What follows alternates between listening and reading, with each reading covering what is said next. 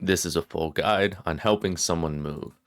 So recently, over the past 2 days, I had to help my girlfriend move. She was going across state. She had to pack everything and her family's like trucks and cars and put a bunch of stuff in a storage unit.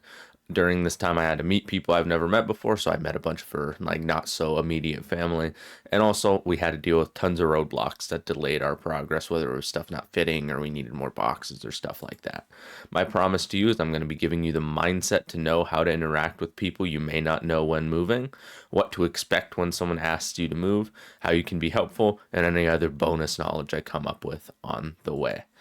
The overview for this guide is the proposal, knocking on the door and greeting people, asking the big question of what am I doing, and figuring out your role when it comes to helping people move. We're starting off with the proposal. So, you should receive a message similar to this one. Yo, insert your name here. Let's say it's Blake. Yo, Blake, I need a favor. I've got to move some stuff, nothing crazy, but I can't do it alone. You've got a couple of hours to help me out this weekend. That's them asking you, hey, help me move, motherfucker. So, to a question like this, because obviously, if you're friends with this person, you should say no problem if you have the free time. Obviously, if you don't, whenever you can say like, oh no, I'm busy this weekend, but I'll help you Monday or Tuesday, or I can help you next weekend if you're able to. Like, I'd love to help, but I just can't this weekend. Ask questions like this if you're available. What time are we doing it? How much stuff are we going to be moving? Who's all going to be there? What would my role be? My Google just went off in the other room. Anyways, these questions, just basic questions. This doesn't really have to be taught, but this is just to make you more comfortable and kind of, again, give you a guide from step one to step whatever. Make the questions natural. Don't throw 100 questions at the person at once. One at a time, keep it simple, and only ask what you need to avoid it being awkward. So don't be like, literally, just don't put this in like a strand or a long paragraph message. Like, yeah, okay, what time is it, and how much stuff is going to be there, and who's all going to be there? What am I doing? What are we doing? What time? Just be like, oh yeah, what time? Who's going to be there? Cool.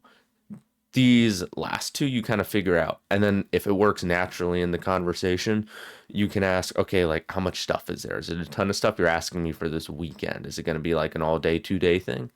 And then later you can ask, okay, are there other people helping you? Is there family? Is there stuff like that? And then you can obviously work it from there. Again, don't do it all at once. Don't do it in one big paragraph. Kind of work it in naturally and just be like, oh, okay, what about this? Oh, okay, I understand. So there's going to be a lot of people, it seems. Oh, yeah, okay, I understand. So that's been the proposal. Super simple.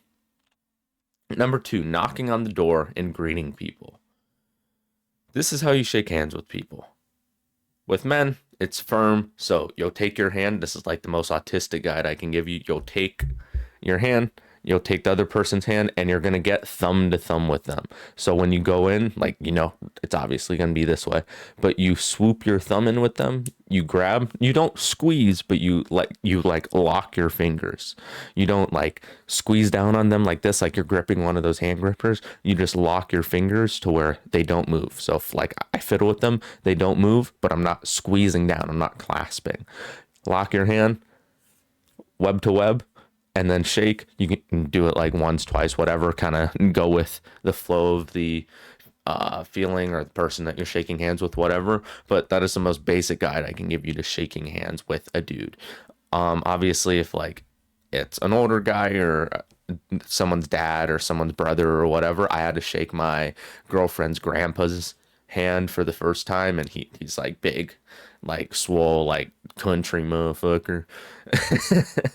But he had like really big hands, so I kind of just like gave him my hand, and he was nice enough to not swallow my hand whole. It was kind of just like it was kind of he like shoved it in, and that sounds bad. Anyways, again, it depending on the person, it's gonna feel a little awkward, whatever. But the whole point is just not to look like a little girl when you shake their hand. Nobody wants a noodly floppy hand in their hand when shaking it. They want to think that you're strong or capable, whatever. Because especially if like you're like me and you're dating their granddaughter, or even if it's just simple as helping them move, you want them to think, okay, this guy's strong enough to where if I give him a box, he's gonna be able to hold a box. With women, it doesn't have to be as firm. It can kind of be like more loose in the wrist and in the fingers, and you shake more fingers. So instead of like with the guys, you go web to web. It's more like you kind of give them your hand here, and it's like finger to finger. You shake women's hands a little bit differently. I don't honestly understand why, but I do know that it's different because I've been told that it's different, and also that's always how women try and shake my hand. So just quick guide on how to shake hands with people. Next thing, your voice. Speak confidently when you're around people. So when you're greeting people, reduce the ums, ahs. If they ask you what you do, don't be like, just be like, oh yeah, I do fitness stuff. Or I said it in there. Damn it.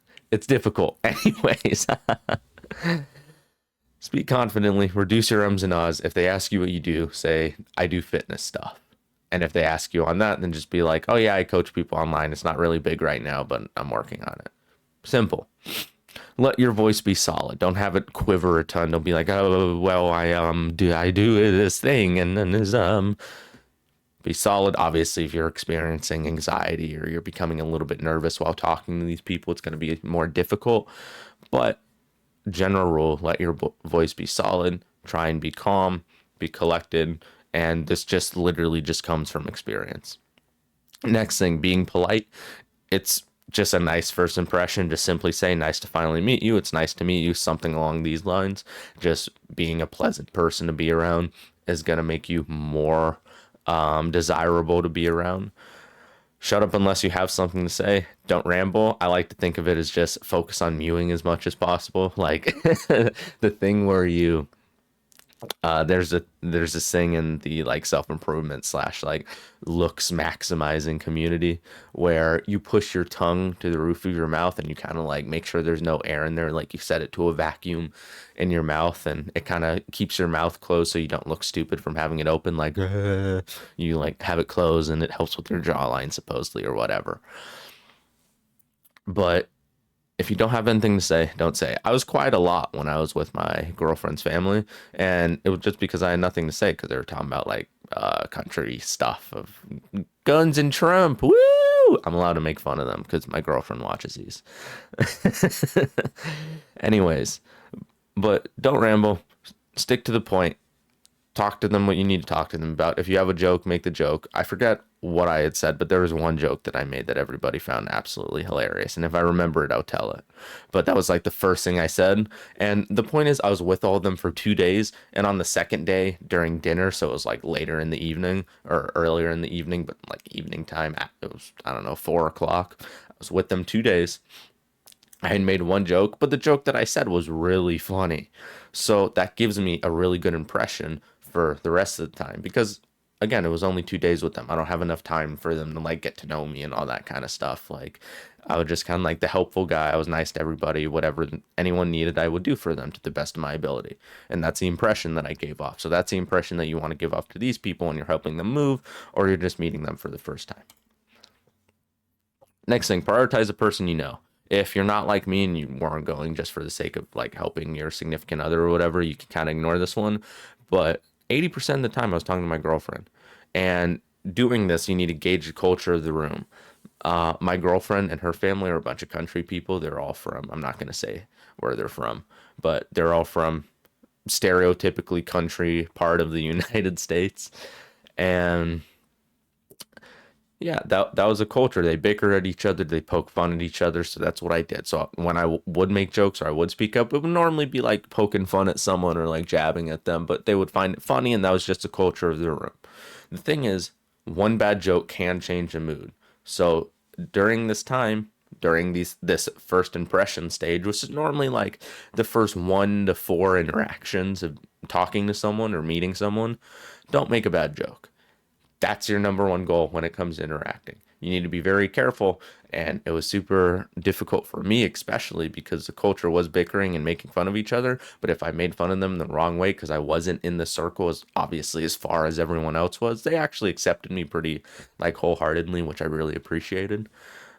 But one bad joke can change the entire mood, and if you're the guy who changed the mood negatively, you're the problem, and they're not going to want to see you or speak to you at all. So make that your priority. Don't make a bad joke. Number 3, asking the big question of what am I actually doing? Most people will literally just say to you, let's start. So what you can do is you can wait until somebody asks you to start helping them move. They'll say something like, "Okay, everyone, welcome." I read that stupid. They say, "Okay, everyone ready to get started?" That's a normal questions. They're normally let you greet people, let you talk to people for a little bit, maybe some small talk, and then they'll get to the actual start of what you came there for, which was helping people move. You can show more action by being the one to ask the same question if you're more confident, if you're more confident of an archetype, I should say. You will be the person saying in this instance, "Okay, everyone ready to get started?" You'll be the one to say it. And those are two very big differences, because if you're somebody who wants to help lead, if you're like, I like to think of it in the traditional way of like you're the man in that moment, like it's only like the grandma and the mom or whatever, and like your girlfriend for me, and the dad and the grandpa are kind of out. I would be the one to say, "Okay, is everybody ready to get started? Let's start in the thing. Come on, let's go. Come on, chop chop." I wouldn't say chop chop because they would drop kick me, or all three of them drop kick me. Granny would be hitting me with this flying heel kick. But anyways, depending on the instance, you either wait for somebody to say, "Let's get started," if you don't really know what to do and you don't know the layout. Like the first day, obviously, I waited for my girlfriend to tell me, "Okay, like come to the room, we're going to move clothes, we're going to do this, we're going to like take the boxes out, whatever." And then the second day, it was mostly me being like, "Okay, let's get to work, let's get to work. Come on, you move later today, let's go." Because she wanted to screw around because she was having fun since I was there.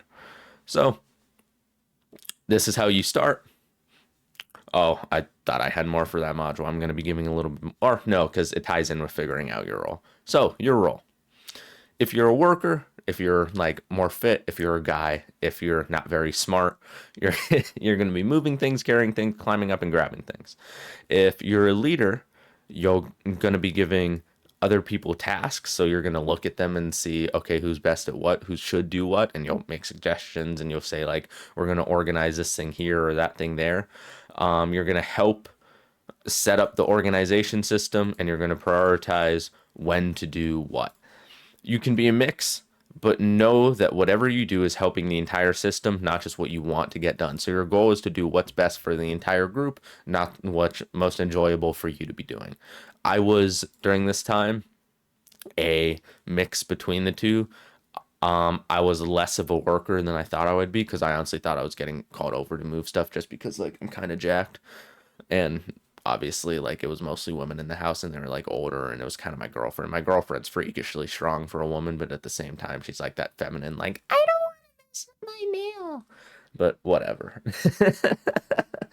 So I was kind of a mix between the two, whether it came from helping organize or prioritizing what to do. I didn't really give anyone tasks, but I was prioritizing what to do because I was a little bit wonky, and we were having some disagreements about that one. Again, worker, moving things, carrying things, climbing up and grabbing items. These are fairly self-explanatory. You will fit in one of these two roles, and depending on which side you're leaning to, that's what you're going to be doing. So, that is everything. More free stuff. Join my Brotherhood. It's a free community, link in the description. You can also schedule a free call somewhere on my channel, whether it's in the description or it's on my channel page or it's in the Discord. Any of those three options you can do. That has been everything. My name has been Brandon. Keep doing the best of doing your best.